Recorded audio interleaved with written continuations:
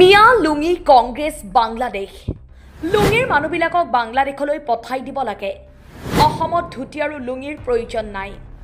লুঙি বিৰুৱাসকলে বাংলাদেশত গৈ লুঙি বিলাব লাগে। অসমত থকা কোনো প্ৰয়োজন নাই। কংগ্ৰেছৰ ইমানেই যদি লুঙি পিন্ধাৰ মন তেন্তে বাংলাদেশত যাওক। মুখ্যমন্ত্ৰীৰ ঘোষণা, অসমক এতিয়া উন্নয়ন লাগে। আমাৰ লুঙিৰ প্ৰয়োজন নাই। আমি আগুৱাই যাব লাগে। আমাৰ অসমখনক আৰু আগুৱাই নিব লাগে। কংগ্ৰেছৰ মিয়া লুঙি বিতৰণক লৈ মুখ্যমন্ত্ৰী হিমন্ত বিশ্ব শৰ্মাৰ এই বৃহৎ মন্তব্য।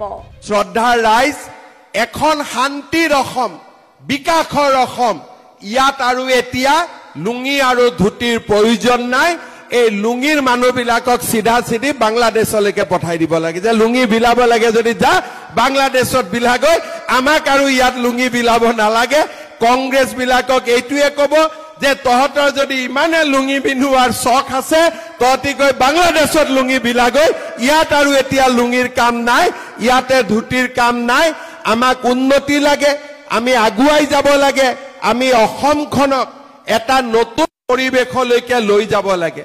শ্ৰদ্ধাৰ ৰাইজ, এই পঞ্চায়ত ইলেকশ্যনৰ পিছতেই বিধানসভাৰ নিৰ্বাচনৰ পৰিৱেশ আহিব। পঞ্চায়ত যেতিয়া ভাল থাকিব, MLA আৰু পঞ্চায়তে লগ লাগি এই এটা বছৰ সুন্দৰভাৱে কাম কৰিব।